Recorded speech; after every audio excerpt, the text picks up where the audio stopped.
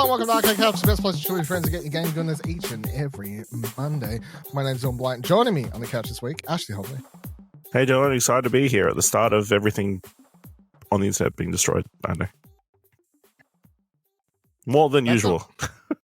Every time you do one of these bits where you say something really outlandish and end it with, I don't know, it sounds like that, remember that Bowser, not the Bowser, the character, but the dude who like dressed up as the real crazy nerdy dude or whatever. I think his name, like the character's name was Bowser. I'm going to find this. Someone out there listening. You are doing a really poor job. I'm going to find it. At some point, you're going to begin talking in a minute when I pass the baton to someone. He's going to talk. I'm going to find it. I'm going to link it. And you're going to go, oh, that's right, that motherfucker. Anyway, that's what it reminds me of. Also, you're Ciaran Muncher. Hi, it's me here to understand exactly what Dylan is talking about. We'll figure it the fuck out. Oh, that motherfucker. Shut the fuck up. Screw yourself. I hate this week on the show, not much has been happening. We've been playing some video games. We've been keeping playing we're doing the things, playing the Final Fantasy. Haven't finished it yet. Everyone's doing the stuff. Talk about that in a little bit. Otherwise, let's kick off with, give it to you, Ciaran. Do you want to explain what this Twitch show thing is that we're going to be doing soon? Yeah, we are bringing, you know what, we do podcasts and shit, we do shows and shit, so we're going to do a show on twitch.tv/Explosion Network. Never done that before. Sounds like an early late night to me. It does sound like an early late night. You know is what? That the time slot? Who'd have thunk it? God, no, I'm not doing this show 2 times a week for fucking... I did so many episodes without realizing because I did it twice a week. That's fucked.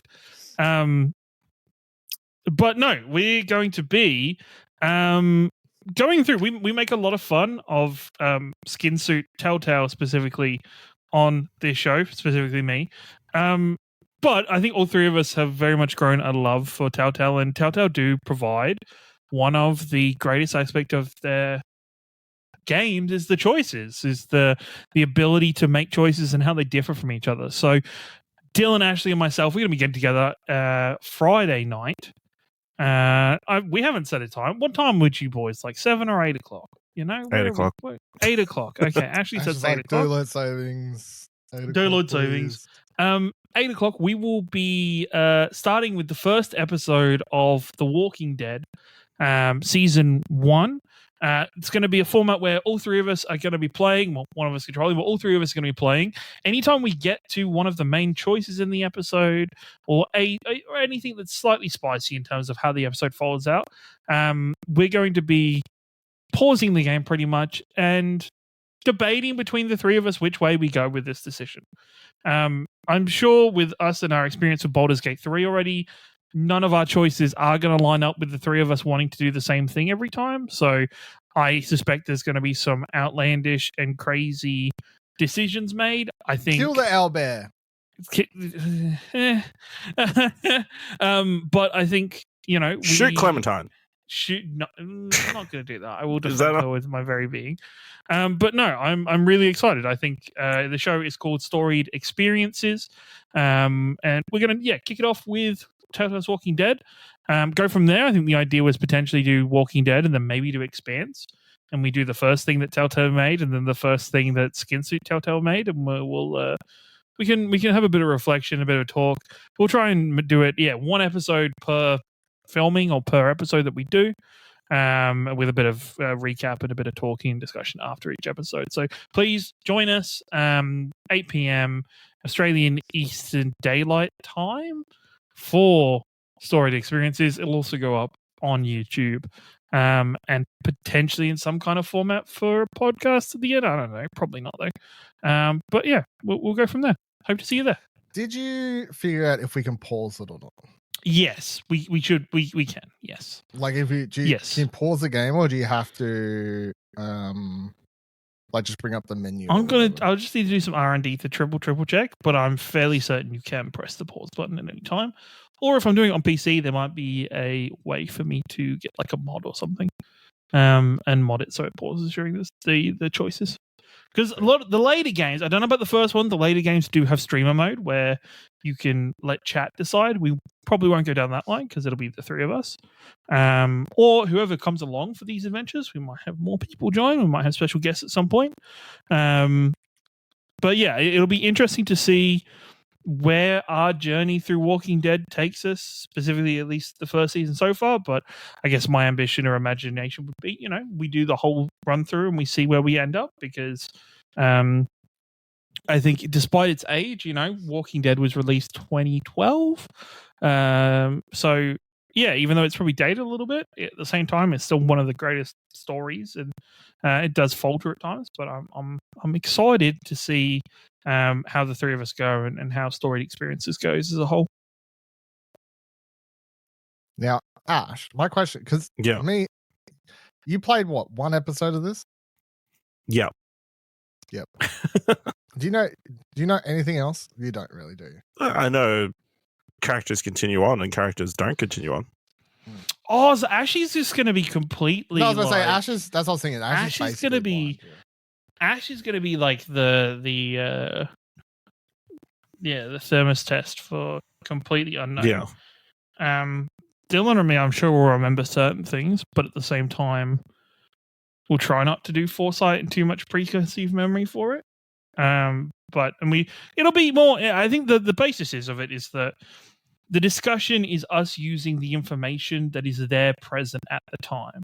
We're not going to use, if we change this is going to happen and this is going to happen. No. We are in the characters' shoes. We are in that moment.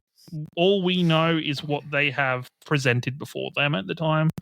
We're going to play it down the line like that. I'm very excited because I love these kind of lore discussions and character discussions for these kind of characters in general.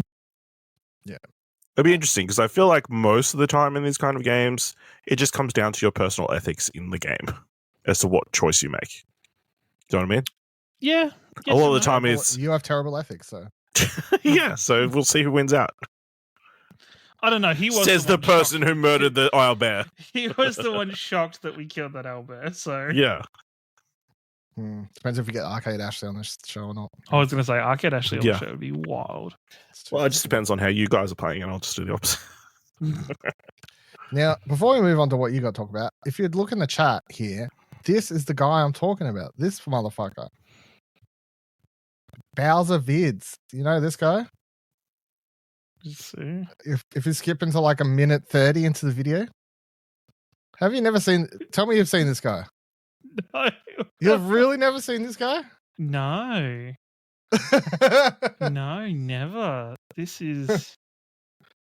Yep, this so really is 8 years ago. That makes sense. Yeah, I'm reaching into... sometimes I bring back like memes or popular videos, and people at work will be like, I don't know, I was like 9 when the thing you're referencing came out. I'm like, I forget I'm old. Old man. Yeah, I don't know who that is. Okay, never mind. All right, cool. Whatever. I don't know. Ash, you've been playing WWE 2K. Cody finished the story edition.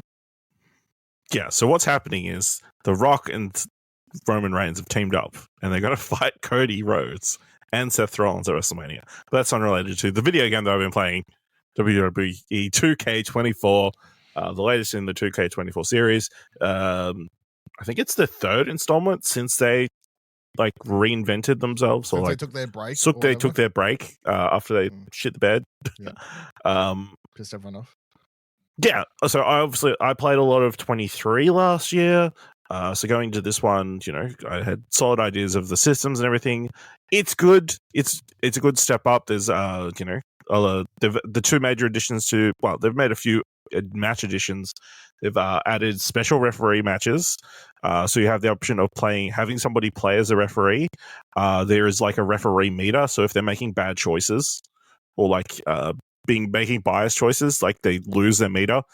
So what you have to do is you have to try and stay in the match as long as you can, and until they reduce their meter so low that they get removed as the referee.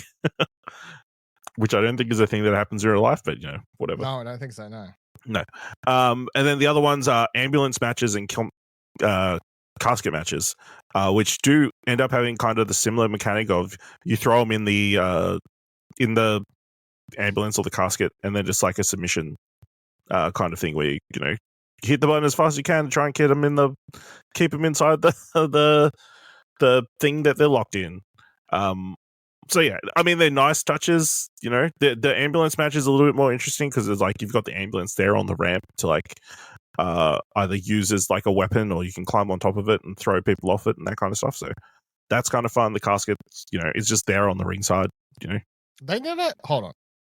So you're saying they didn't have casket matches in the last couple entries, or they've never? No, they haven't had the last couple of matches. So they kind of went back to basics with 22, I think it was.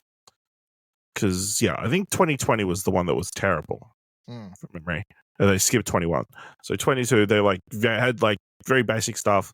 Last year, their big addition was War Games, which returns again this year. War Games. Yeah, I apologize. You do it properly if you you say do it it. right. Yeah. That's true. Yeah. They brought back William Regal. They do have a War Games match in the storyline. That so we can say the line. So yeah, those are the major additions. The other big, I guess, playable thing they added is now you can throw weapons at other people. So like you pick up a chair and you just throw it, yeet it across the stage at them, or a trash can. It's pretty fun. Is it odd that particular people's faces are blurred out? And well, yeah, they've got the showcase mode this year, which obviously covers the 39 years, coming to 40 years of WrestleMania. And I'm assuming it's a rights issue for most people that they blur them in like a lot of the footage because it's in a different medium. It doesn't cover their contracts or whatever. It doesn't cover playing it in a video game. So like they have the one that threw me was like they've got Ultimate Warrior like talking about his match with Ravishing Ricky Road, and he's talking about he's had the Intercontinental title since last year when he beat a guy at WrestleMania. And it's like clearly the Honky Tonk Man on the ground, but he's completely blurred because he's not allowed to be shown in the video game. But yeah, of course, news has gone around that Vince has been removed several times in the game, not all the time, but several times. Yeah, the showcase is good. I mean, it's kind of a fun history lesson through the history of WrestleMania and that kind of stuff. I've seen reasonable complaints that like there are certain matches that aren't in there. I suspect it's probably because they've been included in similar showcase modes. They don't want to kind of repeat themselves and that kind of thing. Or it's a rights issue again. Certain people have gone to other companies and that kind of thing, so they couldn't get the rights to showcase them in the game and that kind of stuff. Like, I'm sure they would have loved to have. They're not going to give the Sting footage. They can get fucked. I'm sure they would have loved to have Daniel Bryan versus Batista versus Randy Orton in the game, but that kind of stuff. And then the thing that I've been spending a lot of my time on is the My Rise mode, which is the career mode that you play through. You get two different, like last year, they've got two different modes. You've got Unleashed and Undisputed. Undisputed is the male character mode where you play as where Roman Reigns, after 1,500 days, like relinquishes the title and goes to Hollywood. So there's a tournament to win. This is the good scenario. So he relinquishes the title, and then a mid-carder who hasn't done much in the WWE happens to win that tournament to become the new undisputed champion, and then follows you on for the next however long as you try and stay as the champion. Something that would barely ever realistically happen in the WWE. No, very unlikely. Yeah. But it's a lot of fun. And then you've also got the women's mode, Unleashed, where you play an independent wrestler who gets an opportunity at WWE. And this one's a little bit more crazy and wacky, where it's like you go down three different routes for the character. Like one is like, well, I'm going to be a real badass and like beat people up and team up with Rhea Ripley and be really brutal. It's the Rhea Ripley. Yeah, it is the Rhea Ripley time. And then there's the other section where you like for a short period of time you like become super mystical and into the crazy. Super? No, you get like a Bray Wyatt demon, that kind of stuff. Oh, okay. Undertaker kind of stuff. And then there's like the A-lister storyline where you become like a celebrity, which I'm currently doing, in which I just starred in a movie with Dave Bautista called The Suspicious Sandwich, releasing in cinemas soon. So this one takes it a little, like plays a little bit more with the more like crazy and like fun mid-card section of the WWE than the super serious like top of the card stuff. How do they explain where these indie wrestlers come from? Because I'm pretty sure there's a lot of these wrestlers just they're all made up promotions. The promotion that she started with her co-founder is called TBD. To You know what? be I'm the team surprised they ambassadors? didn't Because like they wanted to Evolve. start one and they couldn't remember what to come up with the name, and they never got around to doing it, so they just called the company TBD. What a good name. Yeah. What are you saying, Ken? I was going to say, I'm surprised they never used Evolve, because Evolve was like the only indie that they were kind of close with, other than them and like ICW at one point. Yeah, but they're dead, so it doesn't. Yeah, but they can still use a name. Like at least They could, you know. I mean, NXT features heavily in these storylines and that kind of stuff. So, yeah, that's a lot of fun. The GM mode, that's got a bunch of new additions, including, you know, your characters getting XP this season, which allows them to unlock, as they get more levels, they unlock extra abilities and that kind of stuff. So, thus making it more expensive, but worth more. Like, they gain popularity quicker and that kind of stuff, and they're better at certain matches and that kind of stuff. They introduced trades and scouting and that kind of stuff. They've added an extra layer of complexes of complexity. That's the word. There you go. You There drunk? you are. Are you drunk? Have you got one of Dylan's? It is Pepsi a Max complex cans? word. So yeah, the GM mode, that's a lot of fun. I haven't really touched the My Universe stuff. That's a whole other can of worms. It's like too much for me. And then the My Factions mode, it's pretty much the My Factions mode from the last year. They've added a few more match modes, and I think they've tried to balance it a little bit more. But for me, it's that. To me, unlike Ultimate Team in like FIFA or 2K NBA, that it doesn't really interest me, because I think the thing is, any match you want to play, you can easily do in the play now mode with a combination of wrestlers, whereas you can't play FIFA or NBA as easily creating the teams that you create in the Ultimate Team modes. So to me, it's just like, in the My Factions mode, I'm just playing as John Cena versus The Rock. I can play that in any other mode, so why am I doing it in this mode? You know, other than to earn one of like 7 different currencies. It's pretty crazy. So that's definitely not a can of worms that I want to open up in any way. But yeah, I mean, it's a great package. It's the best WWE 2K game so far. I don't know if I'd say you need to buy it if you bought the last year's edition. I don't think it's like a massive leap forward. But if you love the story content and the showcase modes, and that's what gets you into the games, it's definitely worth picking up, I think.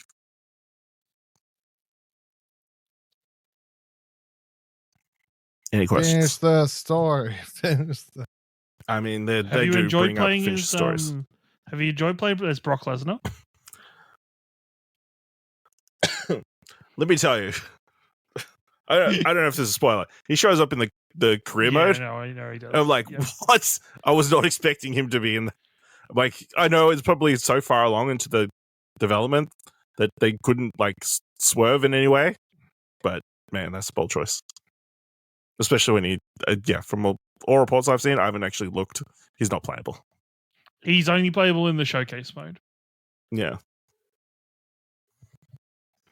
Well. Yep. Yep. Let's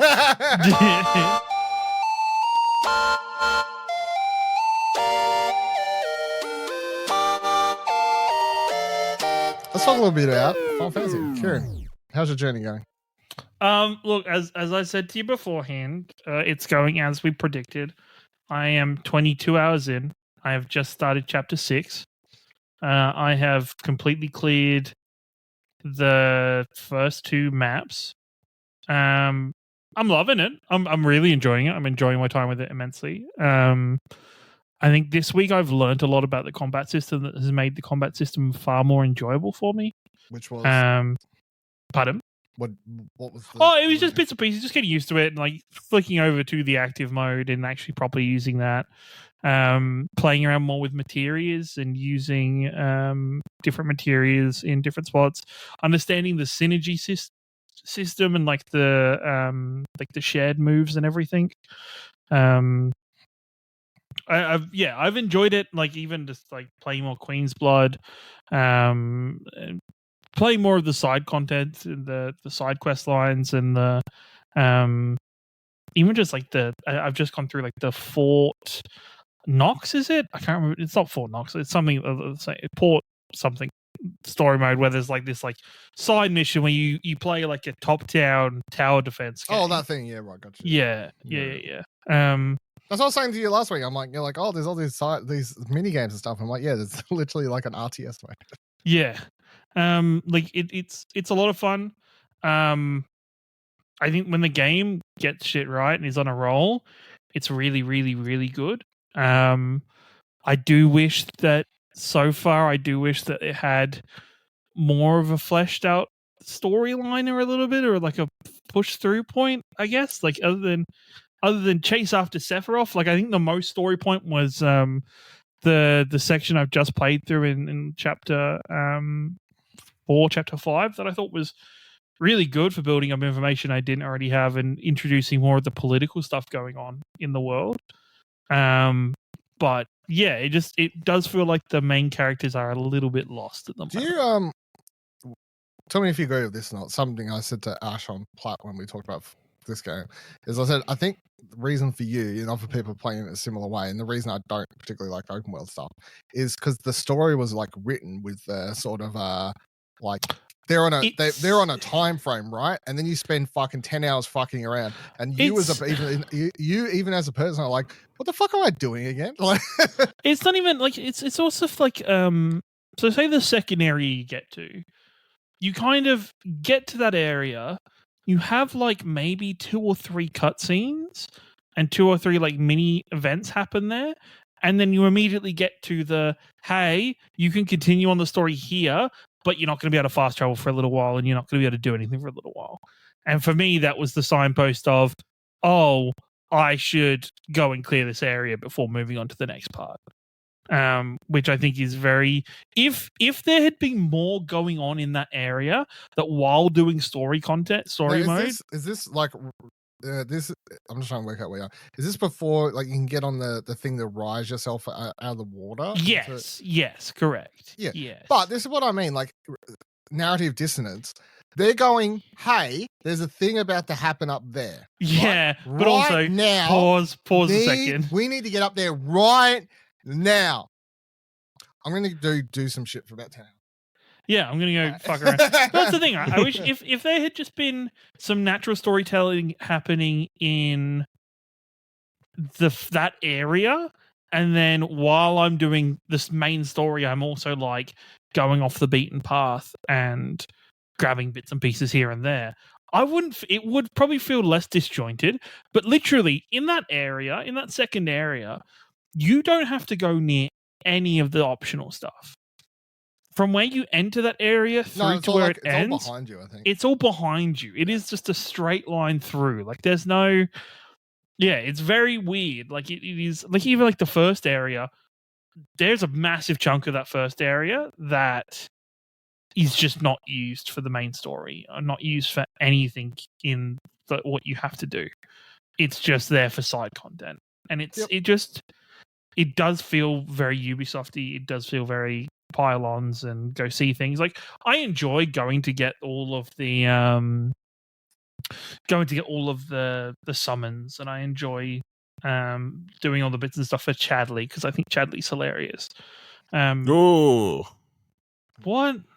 wrong with Chadley? I do not like Chadley. You don't like Chadley? I love Chadley. To the point I literally skip anytime he talks. Oh, really? I love Chadley. Chadley's hilarious. It's fuck that robot, motherfucker. Fuck them. No, kids. I don't know. There is just a lot of stuff. It is strange, and I know because I'm playing the story so slowly. It is very strange how I have not seen Zach turn up again yet. Like I haven't seen. Yeah, he only shows up between chapter interludes, basically. Which is like that's the thing is, right, I'm up to chapter what? Chapter 6 is what I've literally just started. Maybe I start playing a bit faster now and I don't do all the side stuff. He shows up like every two or so chapters, I feel. Well, I'm 6 chapters in and I haven't seen him since the start of the game. Okay, weird. I felt like he showed up every 2 or so chapters. Maybe he starts showing up more in the last Potentially. But I feel like maybe now where I'm up to, there's more Sephiroth stuff happening. So feels like more of a a reason to kind of feels like there's more reason pushing forward with it. I love how the Sephiroth Black Cloak guys are just like Koopa Troopers in fucking Mario. There's just endless hordes of them. There's just so many. You see like 10 of them perish or die or something, and all of a sudden there's like 2 more rock up. And you're like, oh, okay, fuck. I know. Cool. Keep going. One of my favorite parts later in the game where you see someone turn into a normal person into one of those black hooded dudes in real time, and he just gets a hood out of nowhere. I don't know how to explain it. Like he's like, oh, I'm sick now. Like I just got a hood. Also, I love her in the original. This game is making me really dislike Yuffie at the start, like real bad. Like, the childish stuff. Not even the childish, but just how fucking much of like just how. Like, it's so weird. And maybe this is because I didn't play through the DLC and I only listened to the DLC. Like, listened to the storyline of the DLC on a YouTube video. Is like, from that, I got that Yuffie was a bit more focused and a little bit more serious with everything going on it for her. And then, like, in this, she is just, there's no thought process to some of the shit she does. She's in line for how she's written in the original game. Yeah, no, I know she is, but it's like, I feel like there's, because of how much more there is happening around her, it's just making her seem even more annoying than she previously was in the original. Also, I laughed. Shinra as a company is fucking hilarious because they paid out like $100 million bounty for like nothing. They paid it out for somebody being like, hey, yeah, Avalanche is here, by the way. And they're like, oh, nothing happens.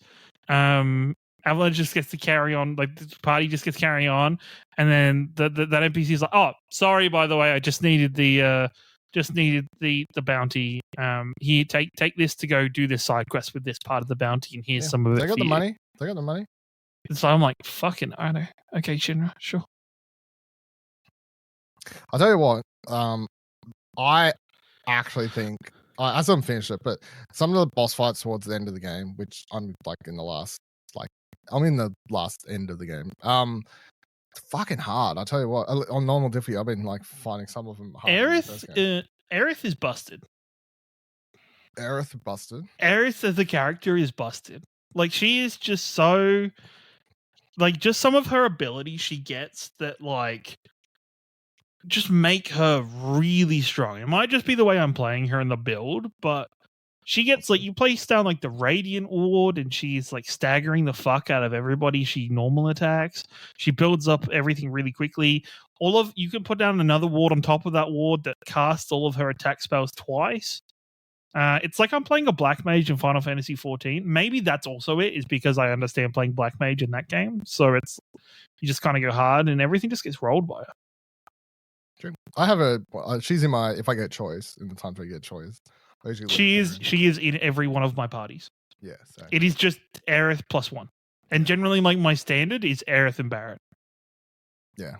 Barret's actually pretty good in this, and I felt like Barret's great. He uses bonus round and he gets a bunch of stagger. He gets a bunch of stagger and you're like, sick. You are both great at crowd control and you have a shit ton of health. Awesome. Thank you. I'm not spoiling anything, but every boss fight I've complained about, so that I've struggled with, they've all been when they've decided, hey, these boss fights are with one character by themselves, and I'm like, no, this game is not designed this way. I actually loved the boss fight I just did with just Cloud by himself. Actually, no, that just reminds me, the section I've just played through with Cloud by himself, I thought was super fucked up, and I need to talk to you about it at some point because it's very spoilery. But Cloud makes some people do something that is very ethically not okay, and then they play it off at the end of that section like it's a big happy moment, and it's like, what the fuck is going on here? All right, Helldivers. What a fucking game! You know what? I was giving Helldivers some shit for, because it's on PlayStation. Yeah. and it's PlayStation released on PC. That's how you do a live service game. Like they release it on PlayStation and PC. No, well, sure, but like their structure is so fucking good. Their battle passes, they don't run out. You can just unlock them as you go, and even when the next one comes out, the original ones are still there for you to buy from as you're doing it. They've just done a massive event where they dropped in lore of the thing that to unlock mechs for the entire game, a particular planet needed to be liberated. So every player started liberating that planet and just doing all the missions on that planet to liberate it. Like how they did it on Twitter too, where they just put out calls for help. They're like, soldiers, like... Yeah, like they put it out there, and then the moment that planet was liberated, the patch dropped and mechs were released. And you can go into the game right now and start and buying your mechs and using mechs in the game. Like, it's that kind of stuff that's really fucking good. You can... I had a friend go, yeah, they've said that, but there's no way they really like drop it. They'll just wait until their planned update happens when they planned for it to come out. And it's like, no, like they just fucking dropped it. Like as soon as that planet was liberated, they dropped the patch and unlocked it for everybody. Someone was sitting there just ready for it. Like they'd have their own projections of how quickly they thought it would have happened, but what's that DM name? Phil? Something like that? I can't remember. I can't remember, but it's really impressive how well they're building that game in terms of content over a long period of time. If you compare Helldivers to Suicide Squad, it's night and fucking day. You know, like Suicide, it's crazy. Like you look at it and you compare about Warner Brothers just announced that, or I think it was like in a business call, Warner Brothers has said they're not going to do single player games anymore. They're just going to focus on live service games because that's what's most profitable. And that's fucking insane because you go, okay, so in the last 12 months, Warner Brothers have had Hogwarts Legacy, which, yes, has problematic by itself, but also has Suicide Squad. I know which one of them has made more money. There is no fucking way Suicide Squad has made more money than Hogwarts Legacy did. And yet, they're looking at it like, no, we're just going to can off single-player games and just focus on this live service stuff. I think there is... I think it's like gambling. Like, if you get a hit, you're good, but, you know...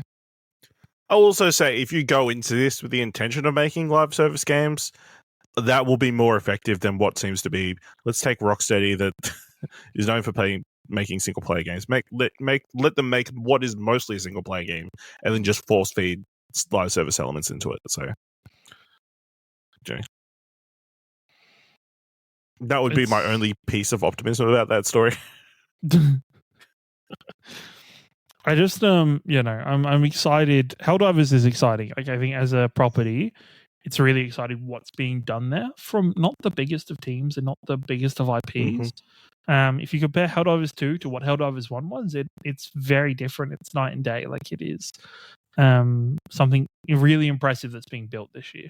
And I look forward to awards at the end of the year because I think Helldivers should very much be in the mix for several awards across the board. Do you there's still this continuing thing with like meta, like people getting shitty with players and whatever else. Well, I mean, there was that story this week that after the patch, some devs were making some trolly comments in the... That was a bit of a yikes. The Reddit. I mean, they're like, jokes about, maybe the issue with the players is skill error, not actually balancing. I would say I don't... And then watching your cry amuses me so much. I mean, that's just good fun trolling. I don't know. But then that's good old fashioned trolling. That's old school, mean no harm, don't need to throw a death threat in there, trolling, that we should appreciate in comparison to what other people call trolling nowadays. What's that? The death threats and the other kind of threats, It's just a joke. It's just a joke. Yeah, I sent your mum a bomb in the letterbox. It's just a joke.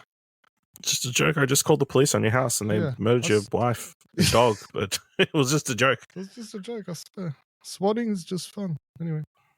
Yeah, no, Helldivers is probably the biggest. I think the biggest success story of the year so far. Like definitely like I'm going to stand by this. I do not think that them or Sony ever knew or expected the success this game has had.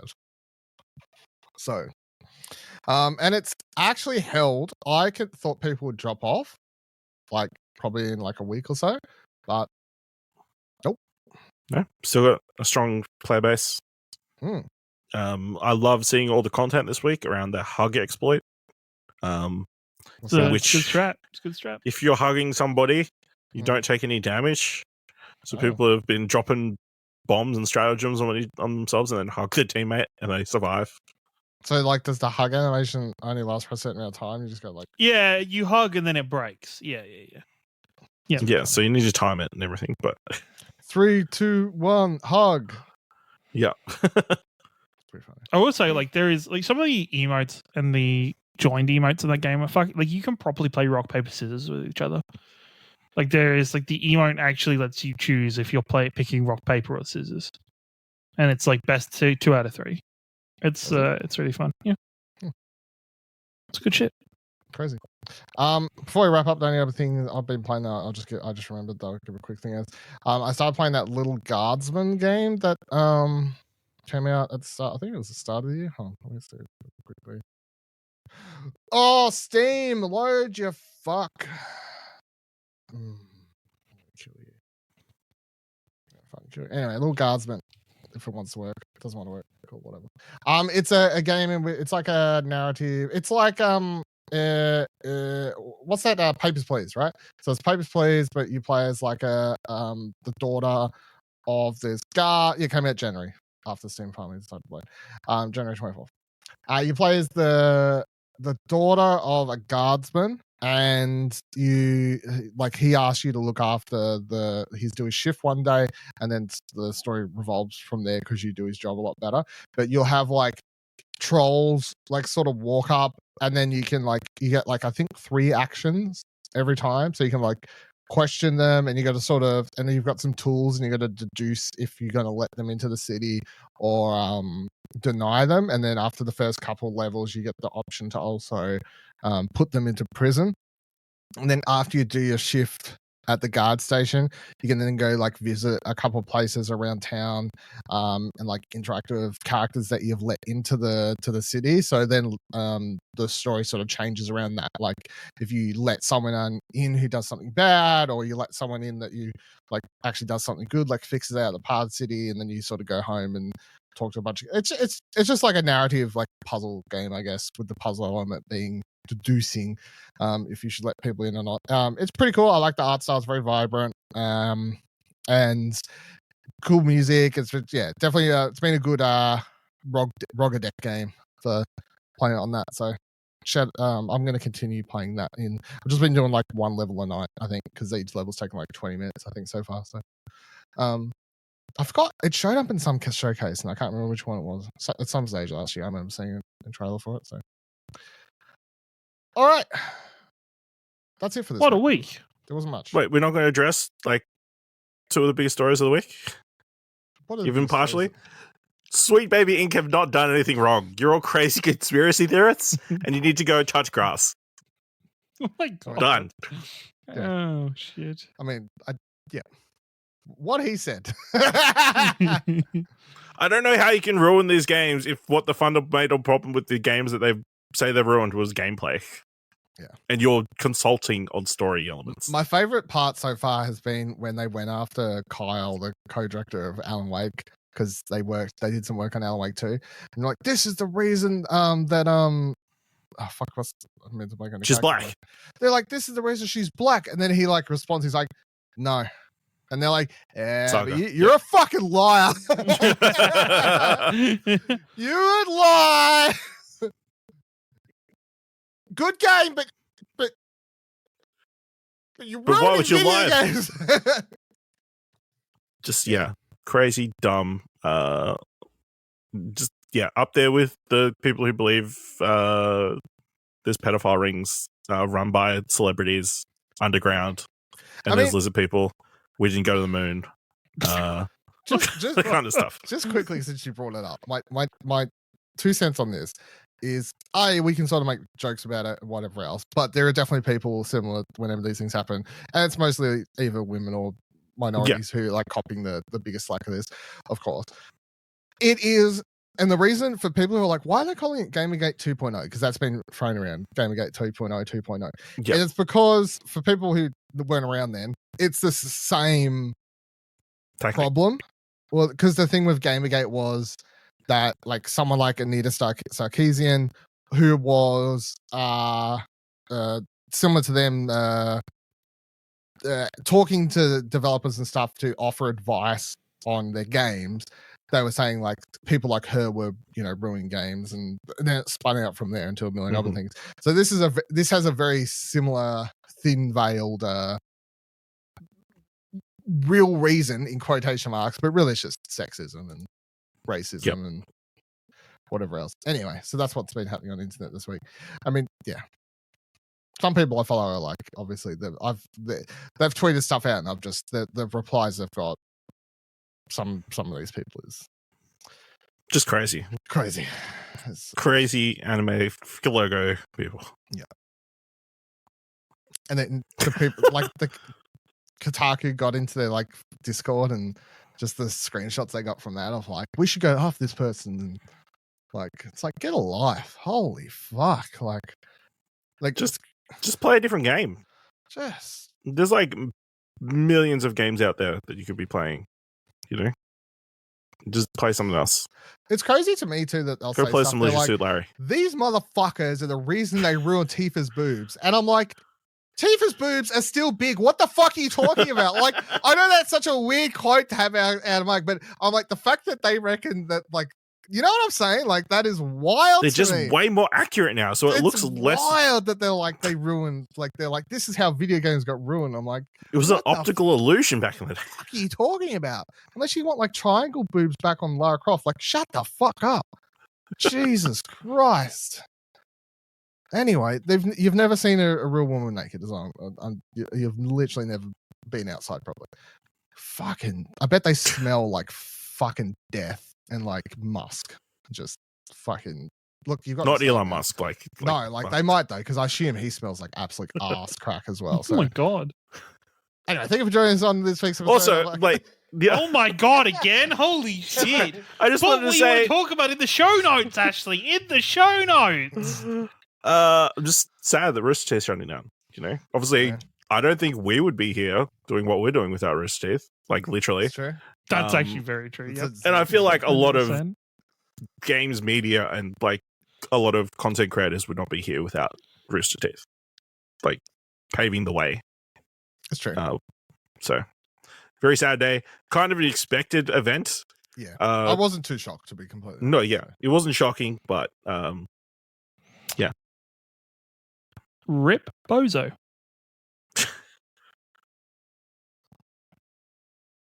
Indeed. I'm just going to assume that's a reference to something. Oh my god, you just don't. Fucking hell. You guys don't spend enough time on Twitch. Save Ruby. Cringe. That's all I'm going to say. Save Ruby. Final You season. still have the shit out of that. Are you still up to date on Ruby, or did you? I'm behind currently, but still save Ruby.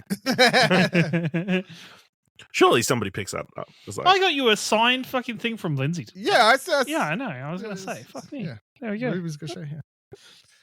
One of the best things they've done. So, of them putting on RTX 2017, that was probably the best thing they ever did, right? Yeah. Right? Yeah. Saved Hideo Kojima's career. Yeah. It's where the ropes and the sticks was born, you know? That's true. Yeah. Created a genre right there and then. Thank you for joining us this week's episode of Arcade Couch. You can follow us on Twitter by heading to explosionever.com/Twitter. You can come talk to us on Discord, explosionever.com/Discord. And if you want to support the show, you can, or the website itself, explosionever.com/support. These two are just giggling. The little gigglers over here is so funny. Let us know any comments, questions, concerns you've had about this episode, and join us, of course, next week, but also join us this Friday on twitch.tv/Explosion Network for the first episode of Storied Experiences. What a name. What a great name. What a great name. What a great name. You know what? It's like it's years in the making. It's like crazy. Crazy. All right. Bye.